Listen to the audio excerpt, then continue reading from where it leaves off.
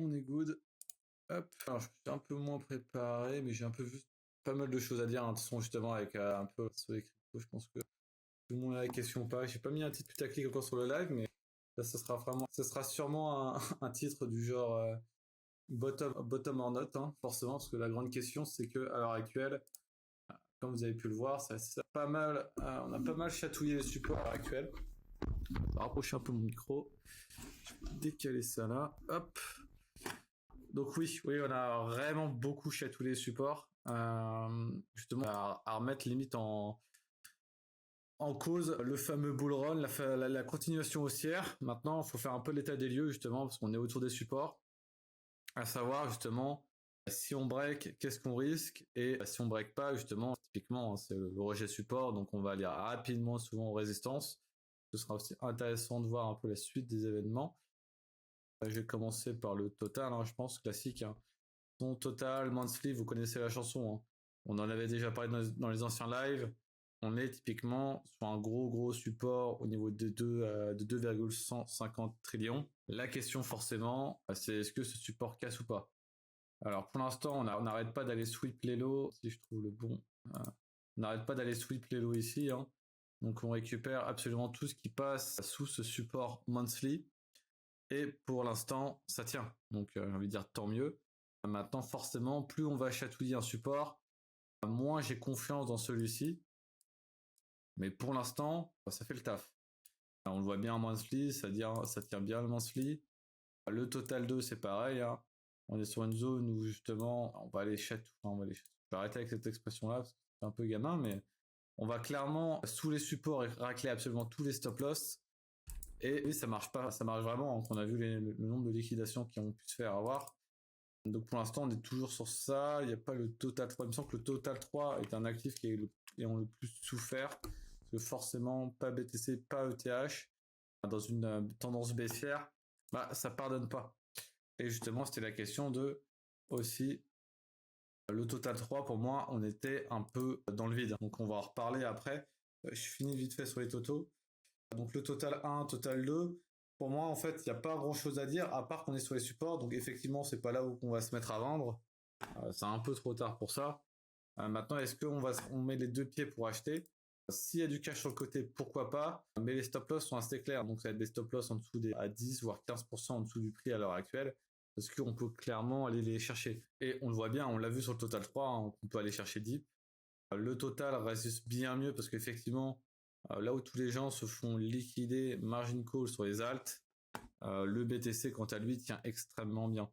Donc n'en déplaise au BTC non maximaliste, clairement le meilleur actif pour l'instant depuis pas mal de temps, je vous parle d'actifs dans le top 10, hein, ça a été clairement le BTC et à la rigueur, mais je pense quand même beaucoup plus devant BTC. Donc on le voit, weekly pareil, on est sur un gros niveau hein, qu'on était le 28 mars 2022 et qui a fait clairement qui a renvoyé à l'époque toute la communauté, tout le marché à la baisse. Donc pour l'instant, il supporte totalement ce niveau-là. À savoir qu'effectivement, si celui-ci venait à casser, je veux dire c'est assez simple, hein. En weekly, en monthly, c'est directement pour aller chercher le support où on avait vraiment bien résisté à l'époque, donc en début 2024, des 1,6 trillion. Donc, autant vous dire qu'on est vraiment loin et que ça peut encore faire énormément de dégâts sur le marché. Maintenant, tant que les supports tiennent, j'ai envie de dire, c'est pas le moment où il faut se mettre à vendre à bière poste. Hein. C'est juste qu'il faut comprendre qu'effectivement, en fonction de position que vous avez, vous gérez un risque. Et est-ce que ce risque, c'est un risque de margin call si on vient taper 25% plus bas? Et effectivement, il y aura une question potentiellement une remise en cause qui devrait être faite parce que c'est totalement une possibilité. Donc voilà un peu pour le total 2. Donc total 2 c'est pareil, hein, on est vraiment sur le niveau, là c'était le niveau du 28 mars. Donc le total, nous par contre sur le total 2 on n'a pas réussi à le casser, hein, parce qu'effectivement ETH et les autres alts sont beaucoup plus faibles pour l'instant que le BTC. Donc il y a aussi une question de potentiellement rotation, hein, donc on va en parler aussi, la narrative ETH qui se met autour maintenant que la date des ETH se rapproche, des ETF pour les ETH, pardon. Mais voilà, donc on est généralement sur support. On aurait pu aller weak un peu plus loin sur le total 2. Le total 3, on l'a complètement weak, hein, parce que en vrai, c'est pour ça que j'ai pas une grande confiance aveugle, en tout cas au niveau price action sur le total 3. Parce que pour moi, on est un peu dans le vide, hein. On avait des niveaux de raclure, ouais, la question c'est est-ce qu'on inclut ces mèches-là. Je préfère quand même beaucoup plus trader à la clôture. Et pour moi, forcément, la clôture du Total 3 me plaît clairement pas. Maintenant, si on récupère les niveaux des 641 milliards, ça change complètement la donne. Maintenant, si on va le chercher, on est rejeté. Il ne faudra pas s'étonner que derrière, on retourne encore sur les niveaux à 480, 440 milliards sur les altcoins, hein. Et donc là, dans ces cas-là, j'ai envie de dire, c'est vraiment la poubelle pour beaucoup d'entre eux. Mais pour l'instant, ce n'est pas le cas. Je veux dire, on a fait, la question c'est effectivement à l'heure actuelle, en bas ou non sur le BTC, difficile à dire. Difficile à dire parce que typiquement, moi ce que j'aime bien voir, j'ai pas de... Je vais mettre le RSI. Ah non, c'est un indicateur. Tac. Ah, je l'avais déjà en fait. Ce que j'aime bien voir justement dans les différents bottoms, ça va être des tentatives, que ce soit en 1 heure, que ce soit plutôt 4 heures daily, tout ce qui est divergence. Donc 4 heures daily, je peux même aller des fois en fonction de là, effectivement, la violence du move fait que en 4 heures, on a juste un peu un V bottom au niveau du RSI. Donc c'est typiquement pas forcément le setup que j'aime pour rentrer, en tout cas renforcer le marché. À l'heure actuelle, je suis pas là en mode, là, putain, j'ai raté le bottom, faut renforcer. Pour moi, on reste encore écrasé sur la trendline, hein, qu'on voit bien, qu'on a très fortement accéléré le 23 juin au niveau des 64K. Maintenant, un setup pour rentrer, pour moi, je ne le vois pas. Ce que j'aurais pu voir potentiellement plus sur ETH, je ne le vois absolument pas sur BTC. Donc ça peut être aussi un setup, effectivement, on fait un V-bottom, hein. On laisse très peu de retracement pour se replacer et on laisse les gens un peu sur la paille. Mais pour autant, je crois que je l'avais déjà expliqué dans certains lives, c'est pas parce que ok, peut-être que c'est un V-bottom qu'il faut se mettre à acheter à FOMO en fait le marché, que la probabilité que ce soit un V-bottom est beaucoup plus faible que la probabilité que ça n'en soit pas un. Donc c'est pour ça qu'il faut justement dans l'investissement, en tout ce qui est trading, etc. Si on part du principe que chaque gros dip c'est un V-bottom, je pense qu'à terme le compte il est souffrant. Donc voilà, en fait, j'attends justement potentiellement plus un setup comme ça à l'époque. Alors, attendez, un setup de bottom comme ça où on a travaillé le RSI. On n'a pas juste fait un V-bottom, quoi. Là, je sais que si je regarde, si je vais zoomer en 1 heure, 2 heures, 3 heures, c'est bourré. Tu vois, même là, effectivement, on a même une petite divergence. Donc c'est bourré de divergence. Là, effectivement, on a tellement en plus neutralisé, on est passé de oversold à neutre, hein, en allant chercher les 50 de RSI. En fait, il y a même plus, même si on redip en soi, techniquement, ce sera même plus une divergence sur cette UT là. On pourrait le faire en 12 heures. En 12 heures, on vient chercher ce niveau des 59,4 pour nous faire une divergence. Une divergence comme ça avec un prix qui fait ça. Typiquement, ce sera bien plus propre. Pour autant, à voir ce que le marché offre. Donc pour moi, il n'y a absolument pas besoin de remettre ça, de rembarrer sa veste en mode c'est bon, c'est le bull market. Ça reste une tendance haussière, donc il ne faut pas non plus vouloir vendre chaque pullback. Cependant, voilà, il y a un move assez violent. Je l'avais déjà dit pendant les lives précédents. Quand on vient se chercher une troisième board, on range, on est rejeté par celle-ci pour retourner sur support. Je trouve pas que ce soit le meilleur setup possible. C'est pas ce que j'appelle un setup vraiment ultra bullish. J'aurais largement préféré, je pense que comme n'importe qui, hein, qu'on reste ici à faire une troisième borne pour break à la hausse, hein. Maintenant, on est revenu sur le support. Ça veut pas dire qu'il faut vendre les supports, hein, mais il faut faire gaffe. Voilà un peu pour BTC. C'est absolument pas perdu. Je dis juste qu'à l'heure actuelle, on a encore un peu de place sur le total, donc je peux très bien voir un BTC qui va aller chercher un peu plus bas. Malheureusement, par contre, sur le total 3, c'est vraiment immonde. Total 2, encore ça va. Clairement, je veux pas être, j'ai pas envie d'être quelqu'un qui soit ultra surinvesti justement sur tout ce qui est en dehors de BTC et ETH, quoi. Donc, pour l'instant, même le rebond, etc., si rebond ou pas, pour moi, la dominance restera forte. On aura le temps justement de jouer une rotation, si rotation il y a, sur les altcoins. Donc voilà un peu mon plan, ma vision sur Total 1, Total 2, Total 3.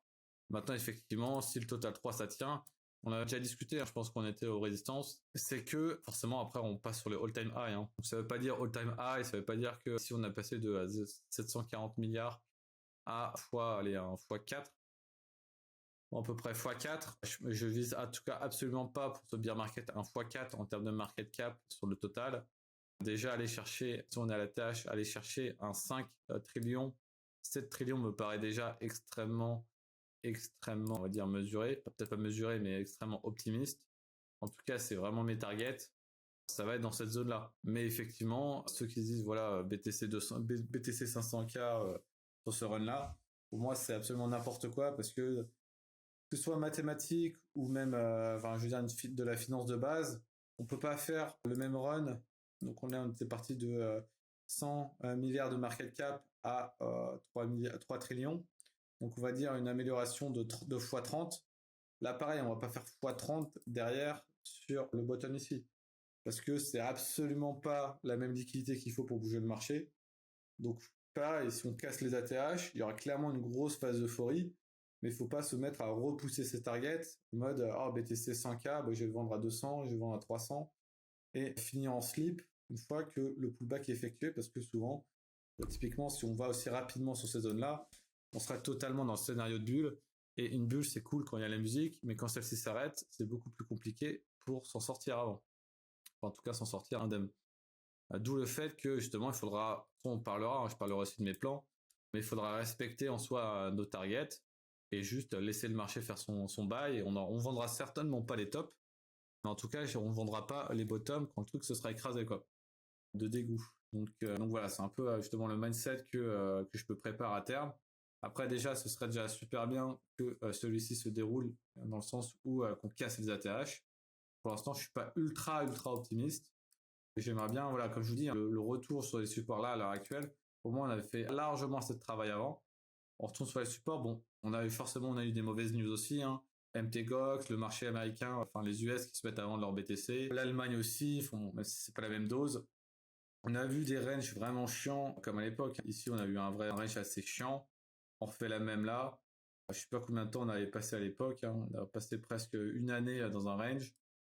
Alors, bon, j'espère pas qu'on fera une année. En tout cas, si on fait une année et qu'on pète vers le bas, ce serait ultra moche, hein, parce que ça veut dire en fait que un range c'est fait pour soit accumuler, soit distribuer.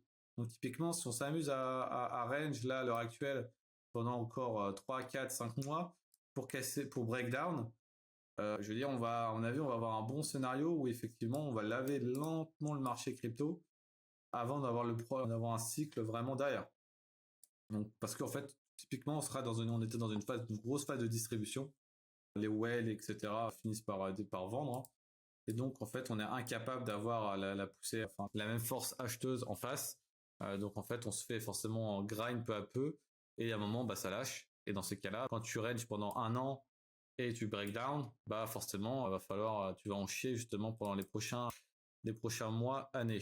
Par contre, effectivement, si c'est l'inverse, hein, on break up, bah, déjà, on aura une structure beaucoup plus propre parce qu'on aura range, accumuler pour faire une recassure derrière du range et forcément ce sera pas forcément une dinguerie comme on a pu avoir à l'heure actuelle là, hein. Donc il nous emmène complètement en bulle, mais plus c'est un marché beaucoup plus rationnel où on break, on range, on break, etc. Un marché un peu plus construit, un peu plus comme les US. Peut-être pas les US à l'heure actuelle parce qu'effectivement les US à l'heure actuelle ça ressemble plus à un truc comme ça, mais voilà. Donc voilà un peu justement ma vision sur ces différents actifs. Silver me demande, ETH, ça donne quoi d'après toi? Bah, typiquement, ETH, on en parlait, hein. ETH, on est clairement, moi, mon portefeuille étant surpondéré ETH, typiquement pour jouer à la narrative de l'ETF. À l'heure actuelle, le pullback, je veux dire, le pullback, il a dû suivre le BTC, hein. Mais c'est pas forcément un pullback que j'apprécie, hein. Parce que quand on fait, on va dire, c'est simple, hein. Quand on fait un aussi break-up grâce à la news, et qu'on vient rechercher justement à l'intérieur de cette mèche, à l'intérieur de cette candle, du volume, c'est pas le scénario où je me dis ok c'est vraiment bullish. C'est plutôt l'inverse, hein, c'est qu'on arrive à complètement casser le marché à la hausse et pour autant on n'arrive absolument pas à follow up. Alors c'est pas nécessairement la faute de TH, forcément le BTC drague énormément le TH à la baisse. Cependant on a quand même vu que a quand même pas mal résisté pendant que le BTC chutait, à savoir que le TH BTC montait alors que le BTC chutait fortement. Donc le TH résistait mieux. Maintenant, on est encore stuck, hein, sur la trendline, hein. Donc ça, c'est vraiment, je pense que cette trend-là, peut-être on commencera la break un peu avant les les ETF, sachant que les ETF, ils sortent la semaine prochaine, il me semble. Mais on a intérêt à avoir un inflow pas trop dégueulasse pour vraiment motiver le marché, à aller chercher rapidement le prochain niveau, hein. Donc les 0,70. Et après, derrière, bah, ça va être les 0,85 et après les all-time high local, quoi. Ayant moins une target max autour des 0,12, quoi. Voilà. Donc c'est à peu près ma vision. on en aurait vraiment chié avec ETH. Après, ça va, je crois que j'avais pas mal d'entrées. Je sais pas, on va dire que j'étais chanceux, je suis pas rentré ultra haut. Je me suis pas mis à renforcer comme un malade assez haut ETH. Beaucoup plus récemment dans les derniers mois. Maintenant, on a quand même envie qu'à un moment, ça pète, quoi. Donc, typiquement, le TF étant le parfait catalyseur pour avoir un peu une fin, justement, à ce slow grind baissier. Par contre, effectivement, sur les autres narratifs qu'on a joué autour de l'ETH, on en a qui ont très bien fonctionné, hein. Donc, je reviens sur ENS, hein, ENS qui refait encore 8% aujourd'hui. C'est une des seules cryptos avec justement BTC-ETH qui arrive justement avec une performance vraiment très bonne. Je sais pas, on est sur ENBTC. Si j'ai tapé le BTC. On est sur quelque chose de pas dégueu, quoi. Depuis les 2 derniers mois, on a un bon rebond. Ça reste un shitcoin, on va pas se mentir, mais c'est totalement un shitcoin qui marche en tout cas dans cette narrative de TH. Donc voilà.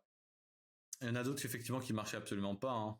Donc à Arbitrum, hein, absolument pas fonctionné. Je ne dirais pas celui qui me la shield. En tout cas, ça ne fonctionne absolument pas. À savoir qu'on est retourné au niveau des ATL. Maintenant, la question, c'est effectivement si le Total 3 on continue d'enfoncer, et bah Trump continuera lui aussi de s'enfoncer. Voilà, voilà. Alors, tu te demandes, et l'ETF Sol, attends, je vais peut-être finir vite fait quand même ETH. Donc la weekly est vraiment pas dégueu, hein, mais ça, bon, pas étonnant.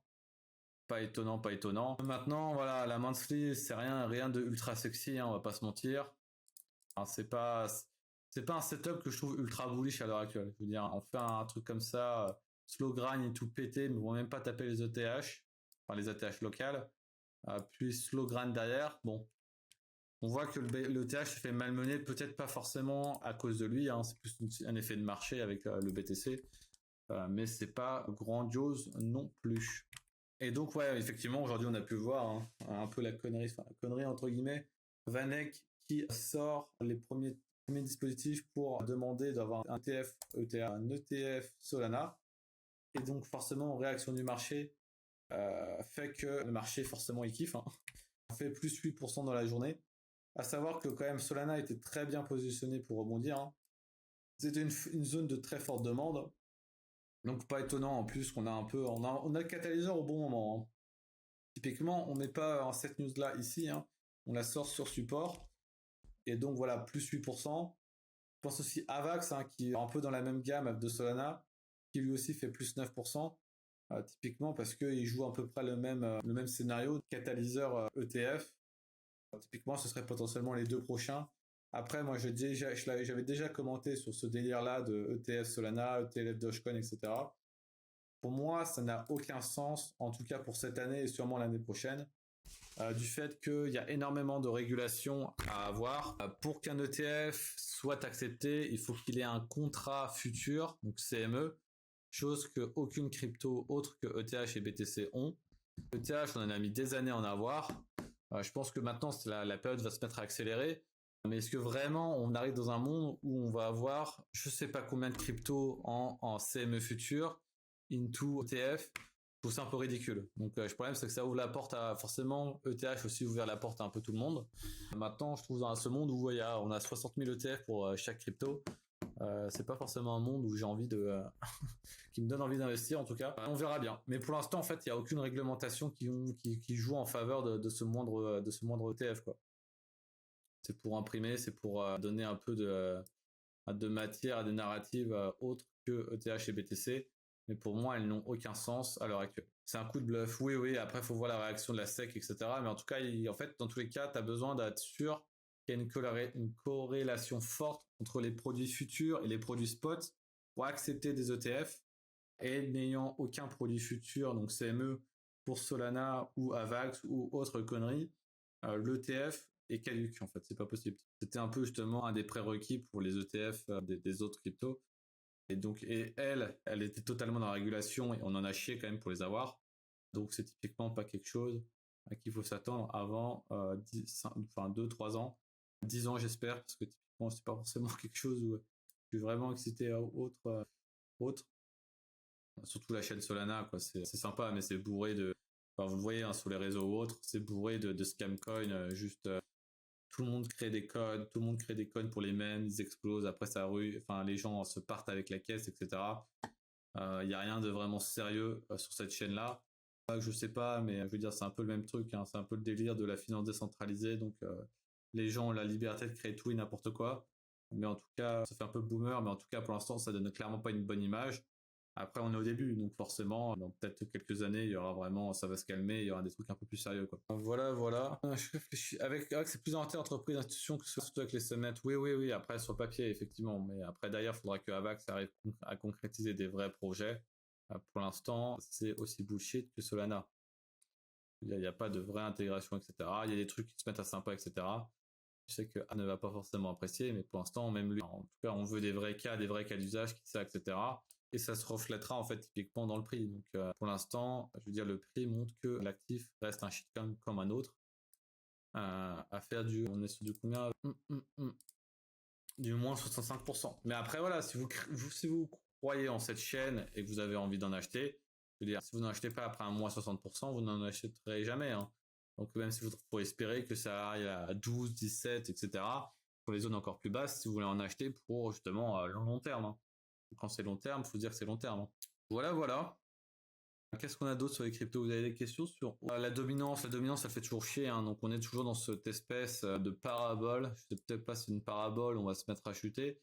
Mais on est typiquement dans un range, hein. Donc on lutte pour l'instant les 54. Faut voir si on arrive à casser les 53 à 70. Mais on voit que pour moi, ça a quand même une tronche de quelque chose qui commence à perdre de la force. Et a raison, hein, parce que là, on a pas mal de news comme quoi le BTC va avoir une pression baissière à cause de justement les gouvernements qui vendent, etc. Les cryptos comme typiquement ETH qui ont une grosse partie qui peuvent vraiment faire bouger la market cap dominance de BTC, eux ont pas forcément, il y a personne en face pour les vendre, quoi. À part les retail ou les whales de base.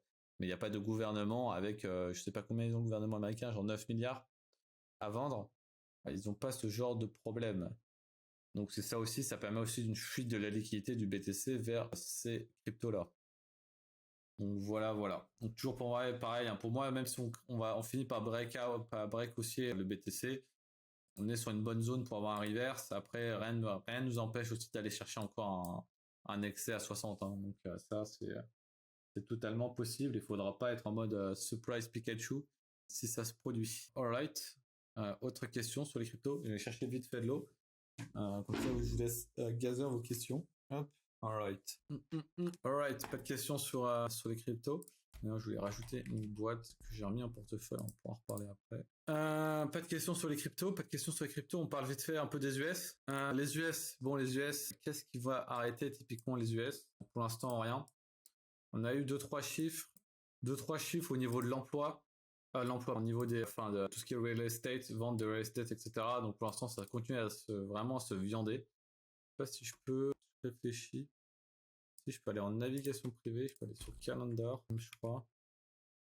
Calendar, allez, j'ai oublié le nom du truc. Ah, parfait. Tac, tac, tac, filtre. Hop. Donc on a eu 2-3 chiffres hier, si je ne m'abuse. Vente de logements neufs, etc., qui étaient largement en dessous des attentes. Donc on continue justement à avoir un peu de peine au niveau de l'immobilier, hein, et c'est normal, hein, les taux d'intérêt restent très forts. Aujourd'hui, on avait eu le PIB, donc PIB qui est resté extrêmement bon, hein, donc toujours pareil, on avait un 3 prévu, on fait un 4, donc forcément, c'est vraiment pas dégueu. Pareil, les chiffres de l'emploi étaient vraiment bons. Demain, on a un gros chiffre aussi, PCE Core, hein, donc l'inflation. Forcément, bon, ça fait maintenant plusieurs années que je vous en parle, mais j'en ai peut-être pas non plus, mais au moins un ou deux ans. L'inflation étant toujours le driver le plus important pour les marchés financiers, parce que qu'est-ce qui dit inflation qui baisse, dit baisse des taux général, et baisse des taux de la Fed, poussant justement l'argent gratuit et permettant aux entreprises de s'endetter plus, les gens d'acheter plus, et les marchés financiers de continuer à faire des all-time high. Donc typiquement justement, la question PCE, on a l'air d'avoir des signes avant-coureurs que effectivement la situation inflationniste elle a vraiment pas dégueulasse, dans le sens où on risque d'avoir un bon chiffre de l'inflation. Donc en fait, que peut-on demander de plus, typiquement. Donc toujours all-time high, il n'y a pas vraiment, effectivement il y a le débat Trump-Biden aussi ce soir, un peu plus tard. Même si on va pas se mentir que pour l'instant, celui qui est largement en tête des sondages, c'est Biden. Et je pense que je l'ai déjà dit, mais la politique de Biden, si il est venu à passer au pouvoir, ça va rien absolument. Ce sera du Biden-like en pire, dans le sens où ça va imprimer, pardon, je dis pas est en tête, non, pardon, j'ai dit Trump, excusez-moi. Trump est en tête des sondages, et donc effectivement, si Trump passe au niveau économique, déjà il va pas vouloir, il va virer, enfin, je sais pas s'il pourra virer, parce que je crois que Powell aura fini son mandat, mais il sera clairement plus remis à la tête de la Fed, et il va placer une de ses potes justement qui travaille avec Powell à l'heure actuelle pour avoir un contrôle total sur la Fed. Donc on peut s'imaginer en fait une continuation du déficit américain. Et donc ça forcément pour les actions américaines, c'est extrêmement bon, hein. Ça veut dire que justement le gouvernement paye les entreprises, paye les employés pour bosser, pour maintenir l'économie, pour augmenter la capacité de production à des microprocesseurs ou autres pour l'intelligence artificielle ou je ne sais quelle narrative, permettant ainsi justement une continuation haussière aussi des marchés financiers et toujours à remettre en cause, continuer justement l'endettement massif du gouvernement américain. En soi, voilà, je veux dire, si c'est toujours la même chanson au niveau impression monétaire, etc., il n'y a pas il n'y a pas de grand risque sur les marchés. Qu'est-ce qui pourra déstabiliser ça? C'est forcément un gouvernement qui va rentrer dans une période d'austérité. Donc il va dire, ok, on arrête d'avoir de déficit, on veut renflouer les caisses, on veut payer nos dettes. Et là, forcément, il y aura, le gouvernement va avoir soit augmenté ses taxes, soit arrêté ses subventions. Donc, ça va heurter les salariés du public, ça va heurter les salariés du privé parce que typiquement, les boîtes vont avoir beaucoup plus de mal à obtenir des subventions ou des emprunts. Et typiquement, ça aura un effet, forcément, l'emploi, du coup, l'emploi va baisser. Donc, ça aura un effet ultra négatif sur les marchés financiers. Mais je ne vois pas à terme un gouvernement qui fait dans l'austérité. Donc, forcément, un gouvernement qui rentre au pouvoir fait de l'austérité, personne n'a envie de ça. Personne n'a envie, en tout cas, d'y voter à l'heure actuelle. Même si à l'époque, c'était beaucoup plus dans les mœurs parce qu'effectivement, il y avait une compréhension aussi que quand un pays s'endette, il y a un moment où il faut qu'ils arrêtent de cramer de l'essence, cramer du cash pour croître et qu'il faut se mettre aussi à freiner un peu, accepter une période de décrue pour avoir de plus grandes périodes de crue derrière. Maintenant, c'est absolument plus accepté depuis le Covid, je pense. On veut de la croissance, croissance. Il n'y a plus de tabou au niveau impression monétaire. Tous les pays le font. Donc, ça permet justement, à partir du moment où tout le monde le fait, ça permet au gouvernement, encore plus au gouvernement américain qui a un total contrôle sur le dollar et en plus le dollar étant la même monnaie de référence. Il n'y a aucun souci au niveau des parités des monnaies. Je veux dire, le gouvernement a beau s'endetter à mort, quand vous regardez toutes les parités monétaires versus le dollar, c'est le dollar qui écrase tout, hein. Et d'ailleurs, parlons un peu du dollar. Le dollar continue de rebondir, hein. Donc on pourrait potentiellement, soit on n'arrive pas à casser justement cette zone des 106, 105 et aller chatouiller la zone qu'on avait spot depuis pas mal de temps des 109. Mais là, effectivement, il y aura, à mon avis, une grosse cassure sur les cryptos. Parce que forcément, un dollar qui fait 3-4% de plus, ça veut dire que ça impacte les marchés financiers, ça impacte les crypto-monnaies. Donc ce sera ça aussi qu'il faudra faire attention. Nasdaq, c'est un peu pas pareil. Et ce qui est pas mal, par contre, à voir, c'est effectivement là où tout le monde pensait que Nvidia drivait l'économie américaine, drivait justement les marchés financiers. On a eu un gros pullback de Nvidia, hein. Donc un pullback, là on est à -2. On a eu un gros pullback de -16% de Nvidia. Et pour autant, quand vous regardez le S&P ou autre, il y a très peu de drawdown. Il y a eu une rotation de cette liquidité-là. Sachant, je le rappelle, Nvidia était passé la première boîte la plus grosse, hein. Donc il devait avoir 2 ou 3% de pondération dans le S&P. Et surtout, c'était le fleuron technologique. Et alors même que celui-ci fait un pullback de -15, -20%, on voit que les indices tiennent extrêmement bien le coup. Donc ça aussi, c'est pas mal pour montrer la santé du marché. Et même si on reste aggloméré Apple à push, bien sûr, effectivement, totalement, ça a forcément des compensations à droite à gauche.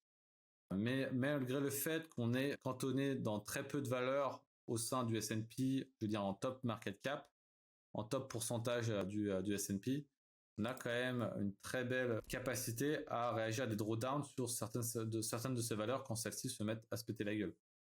On a une rotation typiquement, et voilà, on a eu un Apple qui push beaucoup. On a Tesla aussi qui se met à push beaucoup. Bon, après Tesla, c'est plus aussi gros que ça pouvait l'être à l'époque. On a des Amazon, je crois, qui push aussi. Amazon, Google qui push. Non, c'est Alphabet, pardon. Donc voilà. D'ailleurs, Google, on critiquait, mais ils ont bien géré leur. Parce que je me rappelle, il y a quelques semaines, quelques mois, j'avais pas fait gaffe, mais ils allaient se faire remplacer par ChatGPT, enfin, qui allait avoir une obsolescence, etc. On est quand même sur des gros all-time high. Hein. Mais voilà, il y a Meta aussi, bien sûr. Voilà. Que dire de plus? On peut parler vite fait. De toute façon, on a eu pareil, hein, on peut aller vite fait. Hein, Lily. On a eu de très bonnes news aussi, hein, que j'avais partagées sur les réseaux. Ils investissent pour une usine aux États-Unis pour produire plus de GLP. Ils ont fait quoi? Je suis en train de réfléchir, il faut que je remonte mon tweet. Partenariat avec OpenAI aussi. OpenAI pour justement développer des nouvelles drogues. Donc ça, c'est typiquement quelque chose qui était prophétisé un peu dans le sens où l'intelligence artificielle permet justement de découvrir énormément de choses. Et c'est apparemment, ça peut être extrêmement puissant au niveau des pharma pour tout ce qui est découverte de nouvelles molécules, de nouvelles imbrications entre les molécules pour créer des médicaments. Donc ça aussi, ça va être aussi une grosse narrative sur l'intelligence artificielle. Et voilà, après, je sais pas s'il y aura un énorme partenariat entre les deux. Il y a eu la news, toujours sympa. Mais OpenAI et Lilly, justement, pour tout ce qui va être création de nouvelles drogues, nouveaux médicaments. Donc ça, c'est forcément extrêmement bien. Novo, c'est pareil, il y a eu une très bonne news récemment, avec tout ce qui est leurs médicaments étaient acceptés en Chine, donc forcément, ça ouvre aussi un gros marché. Donc voilà. Il y avait IMS que j'ai rajouté en portefeuille, justement aujourd'hui, sur Drawdown. IMS en soi, c'est un de médicaments. Et on va dire la narrative autour, c'est que lorsque on a un supply shock au niveau de certains médicaments, donc typiquement à l'heure actuelle, on n'arrive pas à produire autant de GLP qu'on le veut du côté de Lilly et Novo, les suppliers comme Imsen sont en capacité eux-mêmes de produire, ils sont là, en tout cas les comités, enfin les comités, je sais plus exactement, c'est pas la SEC qui s'occupe de ça, c'est les quoi, c'est les comités pharmaceutiques ou autres. Ils ont l'autorisation de créer leur propre GLP, donc avec la recette de Lilly et Novo. Typiquement, on a le droit de le faire, mais en soi, on a cette interdiction de le vendre de base parce que Lilly et Novo, ayant le patent, donc le brevet, les autres n'ont pas le droit de le produire. Mais dans les cas où il y a des supply shocks et qu'effectivement il y a un manque de certaines drogues, certains médicaments, ces boîtes-là ont l'autorisation justement de produire et de les commercialiser. Et donc typiquement, c'est une des boîtes qui a accéléré pas mal avec cette narrative-là. Et à l'heure actuelle, il y a eu un gros pullback. Il y a un gros pullback récemment dû au fait que il y a eu un short report d'une grosse boîte qui se font des shorts, ils présentent des shorts sur les réseaux sociaux pour justement ils pitchent un short parce que voilà ils croient que la boîte est surévaluée parce que X ou Y raison. Là à l'heure actuelle, je crois qu'il y a leur raison, c'était complètement le supply chain on surestime la capacité, on surestime la demande des GLP. Du coup, des boîtes comme IMS qui sont mis à croître très fortement avant justement ce choc de supply chain vont justement souffrir. Il faudrait que je ressorte le report. Il me semble, je sais pas. Voilà, Hunterbrook release a bearish report. Le vite fait. Voilà, ils décrivent justement le truc que je vous expliquais. The company is able to sell the product through a loophole qui permet à ces entreprises de vendre leur propre version du contrat patent pendant les shortages. Et apparemment, ils disent que leur truc c'est de la merde. Voilà, apparemment, leur injecteur, etc., la technologie qu'ils utilisent est pas du tout safe et ineffective. Donc, ils ont un gros report là-dessus. À voir comment ça se déroule. Forcément, ça veut pas se mettre à long une boîte où il y a un short notice report d'une grosse boîte. C'est pas forcément les meilleurs setups. Maintenant, je vous dis, hein, moi, je crois totalement en cette thématique justement du GLP. Pour l'instant, elle m'a totalement réussi avec des entreprises comme Lilly, Novo, Esta.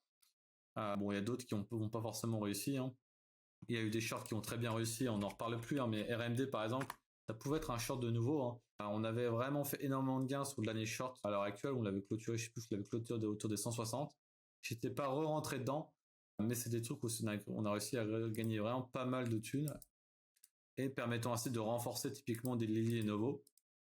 Et justement, avec un peu ces gains-là, j'ai réinvesti justement ces gains dans tout ce qui est IMS, qui pour moi justement vont totalement rider en fait aussi cette tendance. Hein. Parce que pour moi, on aura un problème de shortage pendant au moins 1 ou 2 ans, facile. Parce que Lilly a investi 5 milliards à l'heure actuelle pour une usine pour en produire plus. Parce qu'ils n'arrivent pas à en produire assez, mais le temps que l'usine se crée, etc., il faut bien s'imaginer que ces médicaments-là, les gens qui le prennent, ils en ont besoin 4 fois par mois, tous les mois. L'obésité, ça représente 50% de la population américaine. En plus, on en vend en Europe, on va s'en mettre en vente en Chine. Donc typiquement, ça fait une grosse demande impossible à fil, sachant que le médicament a été créé il n'y a même pas un an, quoi. Donc voilà, c'était justement cette position qui a été rajoutée en portefeuille. D'ailleurs, on peut rajouter un peu commenté, Adobe continue aussi à pousser, hein. Donc, typiquement, c'était aussi un stock rajouté dans la thématique IA. La thématique IA, je vais pas vous mentir, j'ai plus grand chose. J'ai encore du Marvel. J'ai pas vu qu'il ait pris encore un coup. CLS, j'en ai encore un tout petit peu, mais vraiment, il reste des miettes. BLB, j'en ai plus. Bon, Nvidia malheureusement et SMC, je n'ai pas. Mais voilà un peu de ce côté-là. Bon, la Chine, pareil, la Chine, c'est chiant, hein. La Chine, c'est weak. Il n'y a pas à dire. Cependant, il y a une très bonne news qui va arriver, ça va être justement... Je regarde vite fait les news récentes. Putain. Ouais, bah, c'est toujours pareil, ils ont toujours un problème au niveau macro. Il y a aussi toujours des tensions au niveau de Taïwan, donc ça fait absolument pas plaisir à la Chine. Maintenant, prochain mois, normalement, Xi Jinping va annoncer, pas le référendum, mais un grand rassemblement économique de la Chine. Et il y a beaucoup d'attentes autour de est-ce qu'il va enfin faire peut-être pas du quantitative easing, mais s'approcher du quantitative easing pour restimuler la croissance chinoise. Parce que là où la Chine target 5% de croissance par an, on va y être clairement pas si le pays continue à aller dans la direction où il va. Donc il y a aussi beaucoup d'attentes en juillet avec justement ce gros rassemblement économique en Chine où c'est typiquement, on veut des catalyseurs pour ces marchés-là. Ça marche totalement par catalyseur. Faut juste attendre. Faut juste attendre parce que ça peut arriver d'un jour à un autre. Pour l'instant, il n'y a pas de date précise. Donc, à voir. Alright, j'ai parlé pas mal de choses dont je voulais parler. Je sais pas si vous avez des questions ou autres. Je peux regarder vite fait au niveau...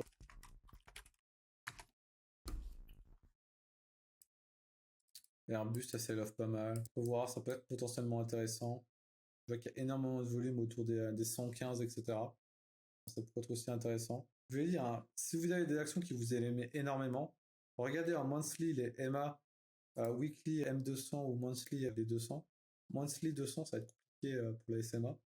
Mais je trouve vraiment c'est des trucs, c'est ce qui marche généralement bien, en tout cas quand vous allez acheter des entreprises. Ça peut être volatile, mais ça peut être un point de référence justement pour avoir une bonne entrée. Ça ne veut pas dire que ce sera le bottom, mais ça voudrait clairement dire que dans ces entreprises qui ont justement une capacité de croissance, parce que si vous achetez du Crédit Agricole, je sais pas comment la tronche qu'il a, mais c'est quoi, c'est CA, Crédit Agricole? Non, c'est Carrefour. Bon, c'est pareil, hein. Des trucs comme ça, forcément la MA200, on y est depuis des années, mais la tronche de la MA200 est pas la même que la tronche des autres boîtes, quoi. Alright. Ben, en soi, j'ai un peu dit tout ce que je voulais dire, hein. Donc, s'il n'y a pas de questions, on va se quitter là, hein. Je vous laisse 2-3 minutes si vous en avez. Sinon, je pense du côté YouTube, on va y aller, hein. Donc, je vais couper pour YouTube. Donc, n'hésitez pas à remettre en commentaire ou autre les interrogations ou forcément ce que vous voulez voir la prochaine fois. J'en parlerai avec plaisir. Et on se retrouve du coup forcément pour la prochaine. Du coup, je ferai sûrement une vidéo dimanche. Donc, pour YouTube, on se retrouve dimanche. Tchuss!